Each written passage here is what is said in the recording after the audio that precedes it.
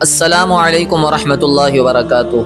اس topic پہ میں بہت دنوں سے سوچ رہا تھا کہ ویڈیو بناؤں، آج جا کے مجھے موقع ملا ہے کہ قرض جو ہے نا وہ ایک مرض ہے، کیونکہ قرض اچھی چیز بھی ہے اور بری چیز بھی ہے۔ جب بندہ کسی سے قرض لیتا ہے اپنی مجبوری بتا کے، اپنی پریشانی بتا کے، تو اگر وہ جو وقت اس سے لیا ہے اسی وقت میں ادا کر دیتا ہے قرض کو، تب تو یہ اچھی چیز ہے۔ لیکن اگر مان لو مجبوری میں اس کے پاس پیسہ نہیں آیا وقت پر، پھر سامنے والا بندہ جس نے اس کو قرض دیا ہے وہ اگر تھوڑا مہلت اور دے دیتا ہے، تو جتنی زیادہ وہ اس کو مہلت دے گا، اس کو اللہ تبارک و تعالی اتنا دن اتنا ہی پیسہ جتنا اس نے قرض دیا ہے صدقہ کرنے کا اللہ تبارک و تعالی اس کو ثواب دے گا۔ یہ حضور صلی اللہ علیہ وسلم کی حدیث ہے۔ لیکن اب اسی کے اپوزٹ میں آ جائیے کہ بہت سے لوگ ایسے ہیں جو قرض لے تو لیتے ہیں اور ان کے پاس وقت پہ پیسہ آ بھی جاتا ہے، لیکن جس سے قرض لیے ہے اس کو پیسہ واپس کرنا بہت بھاری پڑتا ہے ان لوگوں کو۔ ایک تو دوسرے کا مال ہے وہ، اور دوسرے کا مال واپس کرنا اتنا بھاری پڑتا ہے جیسے کہ اس کے جیب سے ہم پیسہ مانگ رہے ہیں واپس۔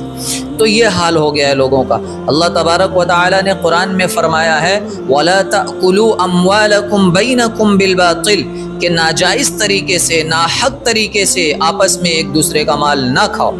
لیکن آج کیا ہو رہا ہے؟ ناحق طریقے تو بہت سے ہیں، بہت سے طریقوں سے کھا رہے۔ ایک یہ طریقہ بھی آ چکا ہے کہ لوگ جان بوجھ کر قرض لے لیتے ہیں اور وقت مانگتے ہیں اور وقت پہ پیسہ دیتے نہیں ہیں واپس، اور سامنے والا بندہ اس کو بھی ضرورت پڑتی ہے، مجبوری ہوتی ہے، اس کو کوئی کام کرنا رہتا ہے لیکن وہ پھنس جاتا ہے قرض دے کے۔ تو میرے دوستو، ایسا کرنے سے بچیے اور باز آئیے اور ناحق طریقے سے کسی کا مال نہ کھائیے، کیونکہ اگر آپ قرض لے کے واپس نہیں کریں گے تو آپ ظالم ہیں، آپ گناہ کبیرہ کے مرتکب ہوں گے۔ اس کی وجہ یہ ہے کہ کسی مسلمان کو ستانا، کسی کو پریشان کرنا، تکلیف دینا، یہ حرام کام ہے اور یہ گناہ کبیرہ ہے، اور گناہ کبیرہ جب تک آپ اس سے معافی نہیں مانگ لیں گے اور اللہ سے بھی معافی نہیں مانگیں گے تب تک معاف نہیں ہوگا۔ تو میرے دوستو، اس چیز کا خیال رکھیے، اور کسی کا بھی قرض، چاہے وہ آپ کا دوست ہو یا آپ کا بھائی ہو یا آپ کا رشتہ دار ہو یا آپ کے آس پڑوس والا ہو یا کوئی بھی ہو، اگر آپ نے قرض لیا ہے اور آپ نے وقت مانگا ہے، وقت پہ آپ کے پاس پیسہ آ جاتا ہے تو آپ اس کے پیسے کو لوٹا دیجئے، تاخیر نہ کریے، ورنہ تاخیر کرنے کا آپ کو گناہ ملے گا۔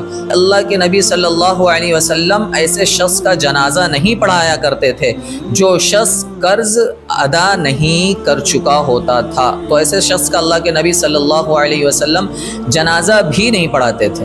اللہ کے نبی صلی اللہ علیہ وسلم صحابہ کو کہہ دیتے تھے کہ اپنے بھائی کا جنازہ پڑھا لو۔ اللہ کے نبی صلی اللہ علیہ وسلم ویسے جنازے میں شامل بھی نہیں ہوتے تھے۔ تو یہ ایک سبق سکھانا تھا امت کو۔